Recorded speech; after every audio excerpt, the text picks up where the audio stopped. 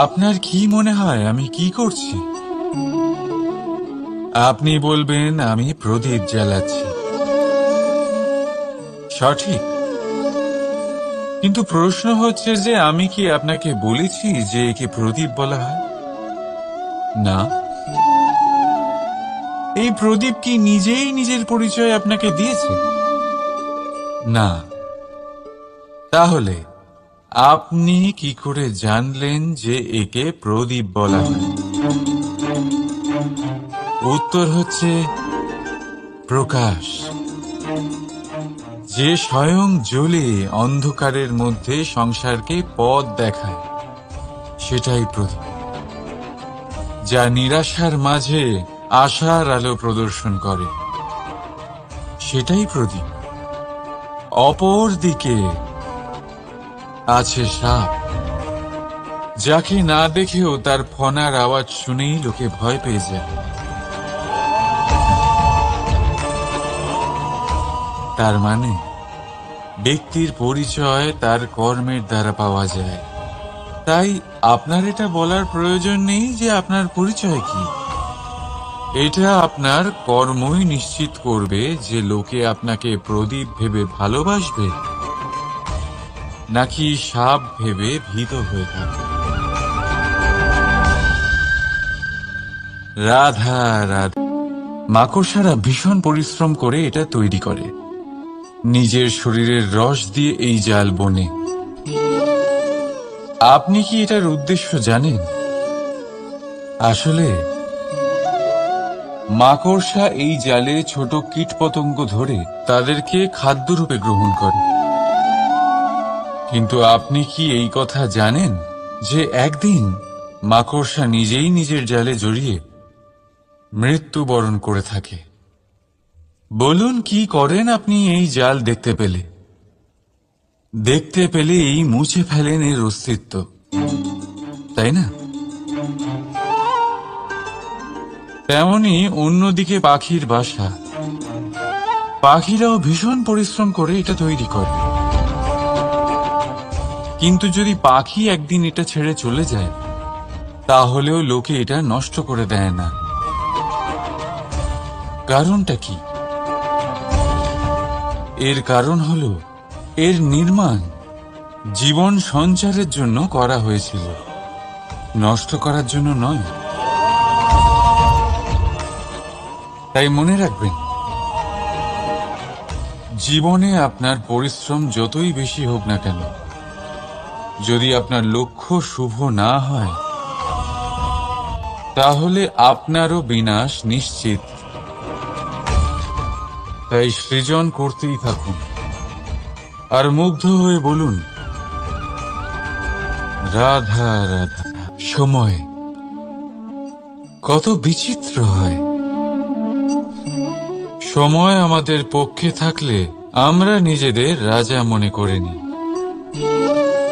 আর সেই সময় যদি বিপক্ষে চলে যায়, তাহলে নিঃস্ব হতে সময় লাগে না। তাই মানুষের একটা অভ্যেস আছে, খারাপ সময়ের জন্য কিছু সঞ্চয় করা। আত্মীয়, বন্ধু খারাপ সময় পাশ থেকে সরে যায়, যশ, মান প্রতিকূল সময় চিরস্থায়ী হয় না। তাই মানুষ মনে করে অর্থ সঞ্চয় করাই শ্রেয়। অর্থের কোনো হৃদয় নেই যা সময়ের সাথে পরিবর্তিত হবে। সংসার বলে সর্বদা অর্থ সঞ্চয় করতে থাকুন। খারাপ সময় অবশ্যই কাজে লাগবে, কিন্তু আমি বলবো শুভ কর্ম করতে থাকুন, আনন্দে থাকুন, নিজের ওপর আর ঈশ্বরের ওপরে বিশ্বাস রাখুন। খারাপ সময় কখনো আসবেই না। রাধা রাধা। প্রকৃতি মানুষকে এক বিশেষ শক্তি দিয়েছে, অন্য জীবের থেকে বেশি শক্তি দিয়েছে, স্মরণ শক্তি। এই শক্তি মানুষকে অন্য জীবের থেকে ভিন্ন করে। ইতিহাস রচনা করার প্রেরণা দেয়, জ্ঞানকে বংশানুক্রমে এগিয়েও নিয়ে যায়। আর যারা ভুলে যান, অধিকাংশ সময় তারা উপহাস আর দয়ার পাত্র হয়ে যান। কিন্তু এটাই কি প্রকৃত রূপে সত্য? না। এই স্মরণ শক্তি মানুষের বিকাশের সব থেকে বড় বাধা হয়ে দাঁড়ায়, তার মনকে দূষিত করে দেয়। খারাপ অভিজ্ঞতা, কারোর করা বিশ্বাসঘাতকতা, কারোর কটাক্ষ বেশিরভাগ মানুষই ভুলতে পারেন না, আর তারপর প্রতিশোধ নিতে উদ্যত হন। প্রথমে সময় নষ্ট করেন প্রতিশোধের প্রস্তুতিতে, আর তারপর সময় নষ্ট করেন প্রতিশোধ নেওয়ার সুযোগ খুঁজতে। যদি সন্তুষ্টি পেতে চান, যদি জীবনে আনন্দ পেতে চান, তাহলে স্মরণ শক্তির সদ্ব্যবহার করুন। নিজের স্মরণ শক্তিকে চালনা করুন শুধুমাত্র ভালো কথা আর ভালো স্মৃতির দিকে। জীবনে আনন্দ পাবেন। রাধা রাধা। মানুষ নিজের পরিবারের জন্য কত কিছুই না করে, দিন রাত পরিশ্রম করতে থাকে যাতে তার পরিবারের প্রয়োজন পূরণের জন্য অর্থ রোজগার করতে পারে। কিন্তু শুধু অর্থ রোজগার করাটাই কি যথেষ্ট? আপনি বলবেন, হ্যাঁ নিশ্চয়ই, অর্থ দিয়ে সব কিছু পাওয়া যায়, বিদ্যা পাওয়া যায়, বাড়ি পাওয়া যায়, ওষুধ পাওয়া যায়, আর কত কিছুই না পাওয়া যায়। এইসব একটা পর্যায় পর্যন্ত সঠিক, কিন্তু একটু মন দিয়ে ভেবে দেখুন, যখন কোনো শিশু অসুস্থ হয়ে পড়ে তখন সে ওই তিক্ত ওষুধ কেন খেয়ে নেয়? এই জন্য কারণ ওর পিতা সেই ওষুধ অর্থ দিয়ে কিনেছে? না, বরং এই জন্য কারণ তার পিতা যে তার সামনে দাঁড়িয়ে, তার ওপরে তার বিশ্বাস আছে। বিশ্বাস আছে যে উনি তার কিচ্ছু হতে দেবেন না। এই বিশ্বাস, এই সংস্কার, এই শিক্ষা কখনো অর্থ দিয়ে পাওয়া যায় না। এটা পাওয়া যায় সেই সময় থেকে যা মাতা পিতা তাদের সন্তানের সাথে কাটিয়েছেন। তাই জীবনে অর্থ অবশ্যই উপার্জন করুন, কিন্তু নিজের পরিবারকেও সময় দিন, আনন্দ পাবেন। রাধা রাধা। বিরোধিতা এমন এক শব্দ যা শুনে আমরা সবাই ভয় পেতে থাকি। যদি কেউ আমাদের বিরোধিতা করে তা আমাদের সহ্য হয় না। আমরাও কারোর বিরোধিতা করে কোনো শত্রুতা করতে চাই না। এই ধরনের ভাবনা আমাদের মনে আসতেই থাকে।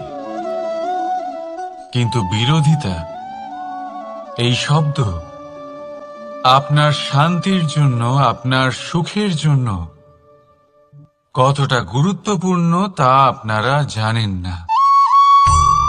তাই যদি কাল এসে কেউ আপনার বিরোধিতা করে, তখন সবার আগে নিজেকে যাচাই করুন। আপনি কি ভুল করেছেন? আপনার দোষ কি? নিজের মধ্যে কি ত্রুটি আছে সেটা বোঝার চেষ্টা করুন। নিজেকে সংশোধন করার চেষ্টা করুন, তারপর দেখুন বিরোধিতার এই আগুন আপনাকে স্বর্ণ থেকে কুন্দন বানিয়ে তুলবে। বলা হয় এই সংসারে খারাপ বেড়েই চলেছে, কিন্তু তার কারণ এ নয় যে খারাপ মানুষ বেড়ে চলেছে। তার কারণ হলো যে ভালো মানুষ, যাদের ভালো চিন্তা, ভালো বিচারধারা আছে, তারা খারাপের বিরোধিতা করতে পারে না। যদি আপনার সম্মুখে কোনো খারাপ কর্ম হয়, তাহলে তার বিরোধিতা করতে সংকোচ করবেন না, কারণ বিরোধিতার এই আগুন মন্দকে পিছুপা হতে অবশ্যই বাধ্য করে। রাধা রাধা। বিশ্বাস, জীবনে বিশ্বাস কতটা গুরুত্বপূর্ণ।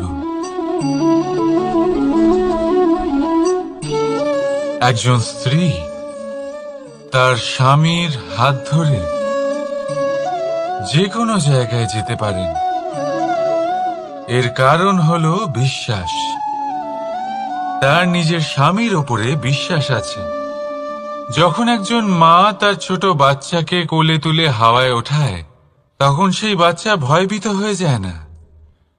তার কারণ হলো বিশ্বাস। তার বিশ্বাস আছে যে তার মা তার কিচ্ছু হতে দেবে না। এক বৈদ্যের দেওয়া ঔষধ সন্তান কিছু না বুঝে শুনেই খেয়ে ফেলে। সেই বৈদ্যের জ্ঞানের বিষয়ে তার কোনো ধারণাই থাকে না। শুধু নিজের পিতার উপরে বিশ্বাস আছে যে তার পিতা তাকে খারাপ কিছুই দেবে না। যখন এই সংসারের প্রতিটা বন্ধন বিশ্বাসের উপরে দাঁড়িয়ে আছে, তাহলে কেন এই বিশ্বাসকে আমরা জীবনে আনতে পারি না? আপনি নিজেই দেখুন, এই বিশ্বাস নিজের জীবনে এনে দেখুন, সবকিছু আরো সুন্দর হয়ে যাবে।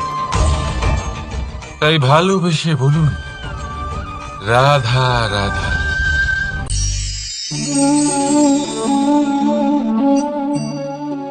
অহংকার, এই শব্দটা সবাই শুনেছেন। বহু মানুষকে আপনি এটা বলতে শুনেছেন যে ওই ব্যক্তির অহংকার আছে, ওই মানুষটির ক্ষমতার অহংকার আছে, ওই ব্যক্তির নিজের রূপ নিয়ে অহংকার আছে, ওই ব্যক্তির নিজের অর্থের অহংকার আছে, ইত্যাদি ইত্যাদি। কিন্তু এই অহংকার, এর অস্তিত্ব হয় কি করে? এবারে একবার এই হাতটা দেখুন। যদি এই হাতের 5 আঙ্গুল উঠে দাঁড়ায়, আশীর্বাদ। আর যদি এই হাতের 5টা আঙ্গুল একসাথে মুঠো হয়ে যায়, শক্তি, সংকটের বিরুদ্ধে ঢাল। কিন্তু এই একটা আঙুল সংকটের কারণ হয়ে দাঁড়াতে পারে। এই একটা আঙুল শত্রুকে আহ্বান জানায়। এবার অহংকার বলে এই শব্দটাই দেখে নিন। আমাদের থেকে আলাদা হয়ে গেলে হয় অহং। অহং অর্থাৎ ব্যক্তির মনে হয় যে সে আপনদের থেকে, নিজের বন্ধুদের এবং সঙ্গীদের থেকে, নিজের পরিবারের থেকে অনেক উপরে, অনেক শ্রেষ্ঠতর সে। কিন্তু মনে রাখবেন, এই অহংকার কোনো ব্যক্তির অস্তিত্বের বিনাশের প্রথম ধাপ। তাই ঝেড়ে ফেলে দিন এই অহংকারকে, আর বিশ্বাস করুন আমাদের ওপর, কারণ তখনই আপনি শান্তি পাবেন। আর সেই শান্তির সাথে বলে উঠবেন, রাধা রাধা।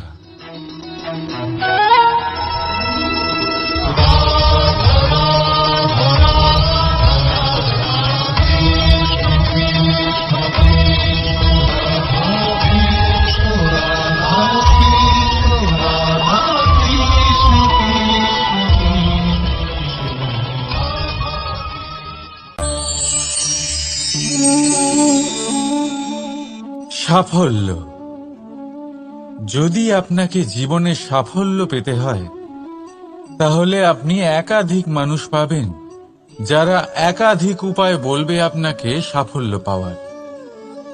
দীর্ঘ সময় ধরে পরিশ্রম, চেষ্টা, নির্ধারণ, নিষ্ঠা এই বিষয়ে ভাষণ দিতে থাকবেন।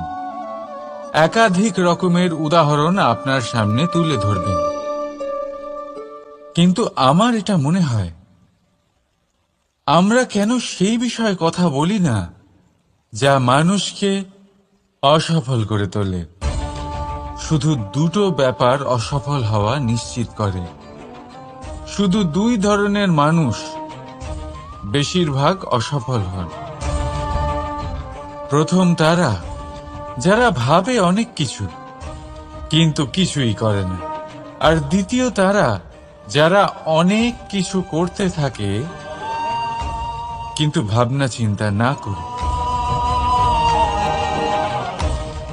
ভাবনা আর কর্ম, এদের মাঝে সামঞ্জস্য রাখা খুব জরুরি। যদি এটা থাকে তাহলে জীবনে কখনো অসফল হবেন না। রাধা রাধা। আপনি অনেককে এই কথা নিশ্চয়ই বলতে শুনেছেন, এই ব্যক্তির দৃষ্টিতে দম্ভ আছে, এই ব্যক্তির চোখের ওপর অহংকারের পর্দা পড়ে আছে, ইত্যাদি ইত্যাদি। চলুন আমি আপনাকে একটা প্রশ্ন করছি, আপনি দেখেন কি দিয়ে? দৃষ্টি দিয়ে নাকি দৃষ্টিভঙ্গির সাহায্যে? ভাবুন। চিন্তায় পড়ে গেলেন নিশ্চয়ই। দৃষ্টি যে কোনো বস্তুর বা যে কোনো মানুষের শুধু বাইরের রূপটা দেখায়, যেখানে দৃষ্টিভঙ্গি আপনাকে সোজা আসল পরিচয়ের সাথে সাক্ষাৎ করেন। উদাহরণ হিসেবে চন্দ্র। চন্দ্র আমরা সবাই দেখেছি। বহু মানুষ আছেন যাদের চন্দ্র অত্যন্ত সুন্দর লাগে, আবার কিছু মানুষ এমনও আছেন যারা এই চন্দ্রের মধ্যেই দাগ খুঁজে বার করেন। এই হলো দৃষ্টিভঙ্গি। যদি নিজের দৃষ্টিভঙ্গিতে প্রেম রাখেন, ভালোবাসা রাখেন, সম্ভ্রম রাখেন, তাহলে তার বদলে আপনিও প্রেম আর সম্মান অবশ্যই পাবেন। এবারে দেখুন, যে জল দিয়ে ঈশ্বরের মূর্তি ধোয়া হয় তাকে চরণামৃত বলা হয়। এটার কারণ দৃষ্টিভঙ্গি। এখন আপনি পাথরকে ভগবান ভেবে পুজো করবেন নাকি ভগবানকে পাথর ভেবে পরিত্যাগ করবেন? সিদ্ধান্ত আপনার, কিন্তু এই সিদ্ধান্ত নির্ভর করে আপনার দৃষ্টিভঙ্গির ওপর। তাই নিজের দৃষ্টিভঙ্গি শুভ রাখুন, নিজের দৃষ্টিভঙ্গিতে ভালোবাসা রাখুন, আর আনন্দে বলুন রাধা রাধা। বড় বড় রাজমহলের বড় বড় ইমারতের চূড়া কত সুন্দর হয়, কিন্তু আপনি কি কখনো এই বিষয়ে ভেবেছেন যে এই সুন্দর চূড়ায় পৌঁছতে গেলে আপনাকে পৃথিবীতে পা ফেলতেই হবে? সেই সুন্দর চূড়ায় পৌঁছে দীপ্তি পাওয়ার জন্য আপনাকে একটা কঠিন পথ অবলম্বন করতেই হবে। যদি আপনি কোনো কঠিন পথে না গিয়ে এই পৃথিবীর সাহায্য ছাড়াই শুধু উচ্চতার দিকে অগ্রসর হতে থাকেন, তাহলে সর্বদা অসফল হবেন। সেই জন্য নিজের স্বপ্ন পূরণের এই যাত্রাতে নিজের পথ কখনোই হারাবেন না, নিজের পথ থেকে সরবেন না। যদি এমন করেন তাহলে তো আপনার স্বপ্ন পূরণ হবেই না, তার সাথে আপনি নিজের পথও হারাবেন। রাধা রাধা। কৌতুক অর্থাৎ হাসি, এটা জীবনে কতটা গুরুত্বপূর্ণ। আমরা সর্বদাই হাসতে চাই, আমরা সর্বদা অন্যের মুখে এই হাসি দেখতে চাই, কিন্তু এই কৌতুক এই কৌতুক অনেক প্রকারের হয়, আর এই কৌতুকের ভিত্তি কি সেটাও খুব গুরুত্বপূর্ণ। কৌতুক কেবল তখনই পাবেন যখন তা শুদ্ধ মন থেকে আসবে। কৌতুক তখনই পাবেন যখন তার সামনের জনকেও হাসিয়ে তার কষ্ট হরণ করবে। এবারে যদি কৌতুক হিংসার থেকে বেরোয়, তখন তা কটাক্ষ হয়ে যায়, সামনের মানুষের মনে আঘাত করে। তারপরে সে তৈরি থাকে যে কখন আপনার উপরে আবার প্রহার করতে পারবে। তাই যদি হাস্য কাউকে ছোট করার জন্য হয়, তা হাস্য নয়, উপহাস হয়ে যায়। আর তা সামনের জনকে আনন্দ নয়, শুধু অপমান দেবে। আর অপমানিত ব্যক্তির মন তিক্ত হয়ে থাকে। তাই মনে রাখবেন যে এই কৌতুক যেন কৌতুকই থাকে, তা উপহাস বা কটাক্ষ না হয়ে যায়। রাধা রাধা। মানুষ এই শব্দের সূচনা হয় মন থেকে, আর সেই জন্যই হয়তো আমাদের এই মন এতটা গুরুত্বপূর্ণ।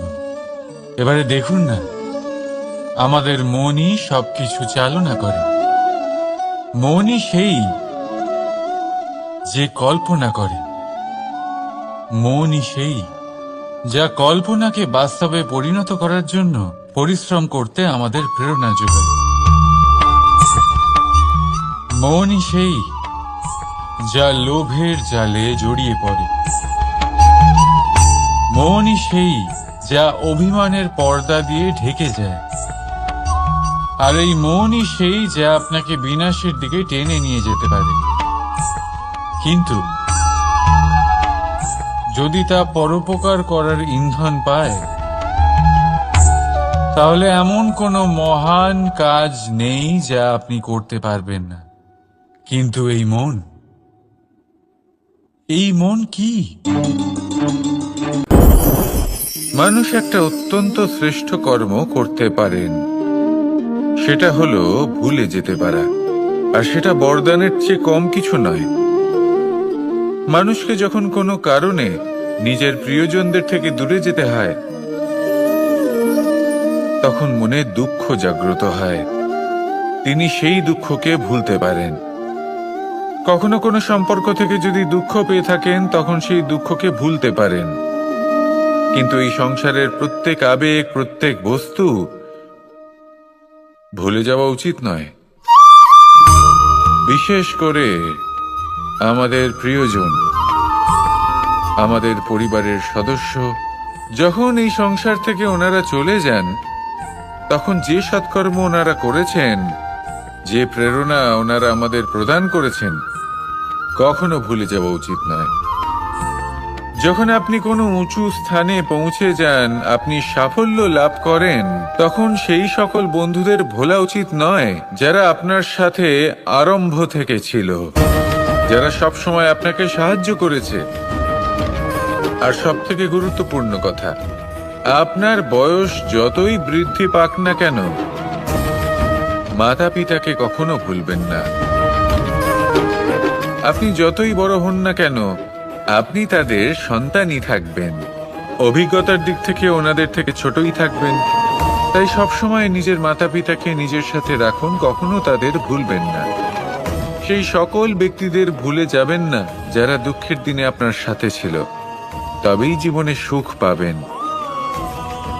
আসুন আর আমার সাথে ভালোবেসে বলুন, রাধা রাধা। এই আমার অনেকগুলো নাম আছে, আর তাদের মধ্যে একটি হলো যুদ্ধ বিমুখ। এই কথা আপনারা সবাই জানেন। দাদাও আমাকে বলেছেন যে তুমি এরকম কিভাবে যুদ্ধক্ষেত্র থেকে মুখ ঘুরিয়ে পালাতে পারো কানাই।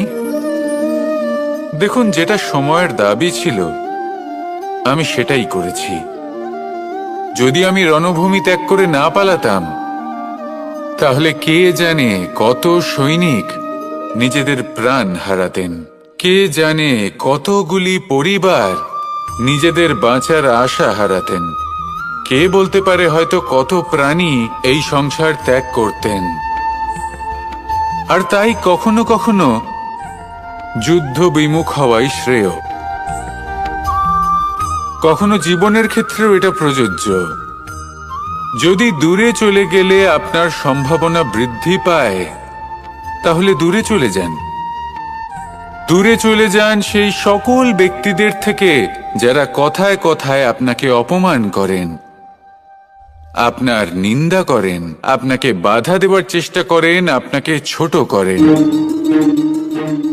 কারণ তাদের সাথে থেকে, সেই সকল ব্যক্তিদের সাথে থাকলে যারা আপনার মূল্য বোঝেন না, আপনি নিজের আত্মসম্মান, নিজের আত্মবিশ্বাস, নিজের ব্যক্তিত্বকে নত করে ফেলবেন। দূরে চলে যান সেই সকল সংঘর্ষ থেকে, সেই সকল পরিস্থিতি থেকে যাদের সম্মুখীন হয়ে আপনি কোনো পরিণামেই পৌঁছতে পারবেন না। যদি আপনি এইভাবে যুদ্ধ বিমুখ হয়ে উঠতে পারেন, যদি এই প্রবৃত্তি আপনি নিজের মধ্যে জাগ্রত করতে পারেন, তাহলে আপনার সামনে সেই যুদ্ধ চলে আসবে যাতে বিজয় লাভ করে আপনি নিজের অস্তিত্ব খুঁজে পাবেন। আর সেটাই হলো সবথেকে বড় জয়লাভ। আসুন আমার সাথে ভালোবেসে বলুন, রাধা রাধা। এই সংসারের একটা নিয়ম আছে, বা বলতে পারেন লোকে তাই বলে, যে শক্তিশালী হয় সে শক্তিহীনকে নত করে দেয়। এমনটাই হয়, তাই না? আবশ্যক নয়। কখনো কখনো এমনও হয় একজন অসমর্থ ব্যক্তি সমর্থ ব্যক্তিকে নত করে দেন। এটা সম্ভব, এও হতে পারে। আর এটা তখন হতে পারে যখন তার মধ্যে ভালোবাসার শক্তি থাকে। ভালোবাসার শক্তি এই সংসারে সবথেকে বড় শক্তি হয়। এই ভালোবাসার শক্তি দ্বারাই নির্ধন সুদামা আমাকে দিয়ে নিজের পা ধুইয়ে নিল, কিছু না বলেই, কিছু না চেয়েই। এই কর্মের আধার ছিল শুধুমাত্র ভালোবাসা। খুব শক্তিশালী হয় এই ভালোবাসা। ভালোবাসার শক্তি দ্বারাই আপনি হিমালয় পর্বতকে নত করতে পারেন, তাহলে কি অসম্ভব হতে পারে? এই ভালোবাসার শক্তির সঞ্চার করুন, আর এই ভালোবাসার সাথেই বলুন, রাধা রাধা। মানুষের জীবনে স্বচ্ছতার একটা আলাদা গুরুত্ব আছে। যদি আপনি নিজেকে স্বচ্ছ রাখেন, তাহলে আপনার নিজেরও ভালো লাগবে, সামনের ব্যক্তিরও ভালো লাগবে, একটা অন্যরকম প্রভাব পড়বে। কিন্তু একজন শ্রেষ্ঠ ব্যক্তি কিভাবে হয়ে ওঠা সম্ভব? যার মধ্যে গুণ আছে, শিক্ষা আছে, শুভ চেতনা আছে, যিনি সৎকর্ম করেন। কিভাবে হব সেই ব্যক্তি যার মধ্যে জ্ঞান আছে? শুধুমাত্র স্বচ্ছ থাকলে তো তা হওয়া সম্ভব নয়। প্রথমে আপনাকে বুঝতে হবে যে মানুষের মধ্যে চারটি মূল তত্ত্ব আছে। প্রথম হলো তার শরীর, যার দ্বারা উনি যে কোনো কর্ম করে থাকেন। দ্বিতীয় তত্ত্ব হলো তার মন, যার দ্বারা কোনো কর্ম করার জন্য সে নিজেকে প্রেরণা দিতে থাকে। তৃতীয় তত্ত্ব হলো বুদ্ধি, যে কর্ম আমরা করতে চাই, যে লক্ষ্যে আমরা পৌঁছতে চাই, সেটা আমরা কিভাবে কোন পথে করব সেটা স্থির করা যায় বুদ্ধি দিয়ে। আর চতুর্থ তত্ত্ব হলো আত্মা। আত্মা হলো এমন এক তত্ত্ব যার কোনো সমাপ্তি নেই। আত্মা হলো অজয়। কিন্তু এরও শুদ্ধিকরণের প্রয়োজন হয়। এই চারটি তত্ত্বের শুদ্ধিকরণ করতে থাকুন, এদের নির্মল রাখুন, শুদ্ধ রাখুন। এবং এটা কিভাবে হবে? শুভ চেতনা দ্বারা, জ্ঞানের দ্বারা, এবং সব থেকে বেশি গুরুত্বপূর্ণ প্রেমের দ্বারা। আসুন আমার সাথে ভালোবেসে বলুন, রাধা রাধা।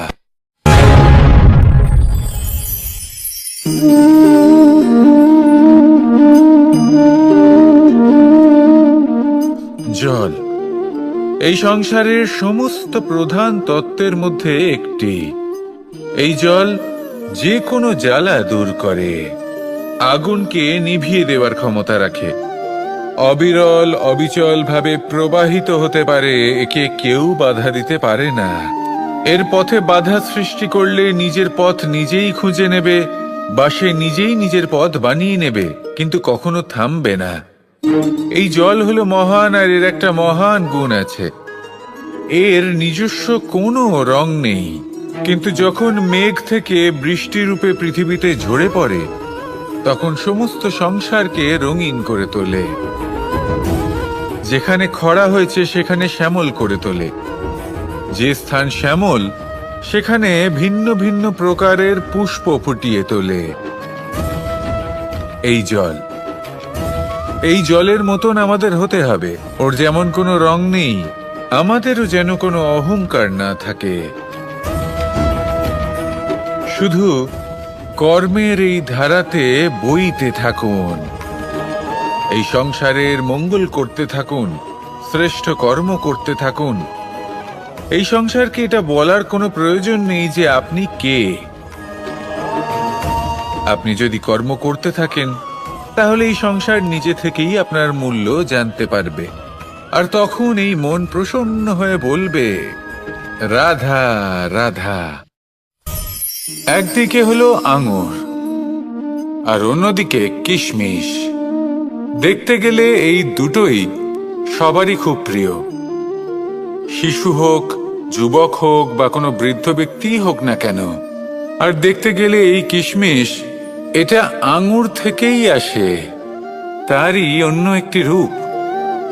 কিন্তু কখনো হাটে যান আর গিয়ে জিজ্ঞেস করুন যে এই কিশমিশ আর আঙুর, এই দুইয়ের মধ্যে অধিক মূল্য কার? আপনিও নিশ্চয়ই জানবেন যে কিশমিশের মূল্য আঙুরের থেকে অনেক গুণ বেশি। এবার এরকম কেন হয়? এর পেছনে কি কারণ থাকতে পারে? একদিকে হলো সেই আঙুর যা টাটকা অবস্থায় গাছ থেকে পেড়ে খাওয়া যায়, আর অন্যদিকে হলো কিশমিশ যাকে মাসের পর মাস রোদে ফেলে রাখা হয়। একদিকে আঙুর যা কিনা অত্যন্ত রসালো, আর কিশমিশে কোনো রসই নেই। একটি হলো অত্যন্ত কোমল এবং সুন্দর, অন্যটি অমসৃণ এবং তাতে বিন্দুমাত্র সৌন্দর্য নেই, তাও তার মূল্য বেশি। এইসব কেন হয়? এই কারণেই হয় কারণ সেই আঙুর অনেক মাস পর্যন্ত রোদ সহ্য করে থাকে, কষ্ট সহ্য করে থাকে, তবেই সেই আঙুর কিশমিশে পরিণত হয়। এবার জীবনের কড়া রোদ যাকে সহ্য করতে হয়, তার সাথেও এটাই হয়ে থাকে, তারও মূল্য আপনা থেকেই বৃদ্ধি পায়। আপনার জীবনে আপনার গুণ, আপনার প্রতিভা, তা অত্যন্ত গুরুত্বপূর্ণ। কিন্তু যখন আপনি অভিজ্ঞতা লাভ করেন, তখনই সেই অভিজ্ঞতা আপনার গুণ এবং প্রতিভাকে আরো অনেক বেশি শ্রেষ্ঠ করে তোলে। তাই জীবনের কঠোর রোদের মধ্যেও দাঁড়িয়ে থাকাটা শিখে নিন, সাহসের সাথে কঠিন পরিস্থিতির সম্মুখীন হওয়াটা শিখে নিন। ঠিক এইভাবেই অভিজ্ঞতা লাভ করতে হয়, আর এই অভিজ্ঞতা আপনার মূল্য বৃদ্ধি করতেই থাকবে, করতেই থাকবে। আর তখন এই মন প্রসন্ন হয়ে বলবে, রাধা রাধা। আমাদের সকলের জীবনেই দুই ধরনের ব্যক্তি থাকেন, বন্ধু এবং শত্রু। তারা হলেন আমাদের প্রিয় বন্ধু, যারা আমাদের জীবনে সবসময় আমাদের পাশে থাকেন। কখনো কখনো আমরা তাদের জন্য কিছুই করি না, তাও তারা আমাদের আনন্দ প্রদান করেন, ভালোবাসা প্রদান করেন। আর অন্যদিকে থাকে আমাদের শত্রু। দেখতে গেলে যখন আমরা জন্ম নিই, তখন কিন্তু আমাদের কোনো বন্ধু থাকে না, আমাদের কোনো শত্রুও থাকে না। কিন্তু যত ধীরে ধীরে আমরা জীবনে এগোতে থাকি, আমাদের বয়স বাড়তে থাকে, তখন আমাদের বন্ধু আর শত্রু এই দুইয়ের সংখ্যা বাড়তে থাকে। আর সেই সবকিছু নির্ভর করছে আমাদের কথার ওপর এবং আমাদের ব্যবহারের ওপর। এবারে আপনি যদি কোনো ব্যক্তিকে স্বাগত জানান উদার চিত্তে, ভালোবেসে, তাহলে সেই ব্যক্তি আপনার বন্ধু হবেই হবে। কিন্তু যদি আপনি নিজে হাতে কাউকে সামনে অগ্রসর হতে বাধা দেন, বিনা কারণে তার সাথে খারাপ ব্যবহার করেন, তাহলে তার মনে শত্রুতার বোধ অবশ্যই জেগে উঠবে। আর রইল বিষয় কথার, যদি আপনার কথা মধুর হয় তাহলে সবাইকে আপনি আপন করে নিতে পারবেন। এই কথাই যদি কটু হয় তাহলে আপনার আপনজনেরাও দূরে চলে যেতে পারে। তাই নিজের কথার ওপর সংযম রাখুন এবং নিজের আচরণ উদার করে তুলুন। জীবনে সুখী সুখ থাকবে। আসুন আমার সাথে ভালোবেসে বলুন, রাধা রাধা। এই সংসারে যখনই কোনো সমস্যা আসে, তখন আমরা আমাদের সব থেকে বড় সম্বলের কাছে আশ্রয় খুঁজি, তা হলো আমাদের বিশ্বাস। এবার প্রশ্ন হলো এটাই যে এই বিশ্বাস কার উপর করা যেতে পারে? পরিবারের ওপর, বন্ধুর ওপর, নাকি তাদের ওপর বিশ্বাস করা উচিত যাদেরকে আমরা কখনো সঙ্গ দিয়েছি? দেখুন, এই সংসারে বিপদের সম্মুখীন হলে কে আপনাকে সাহায্য করবে সেটা নির্বাচন করা আপনার হাতে নেই। সেটা সেই সকল ব্যক্তির উপর নির্ভরশীল যে তারা আপনাকে সাহায্য করবে নাকি করবে না।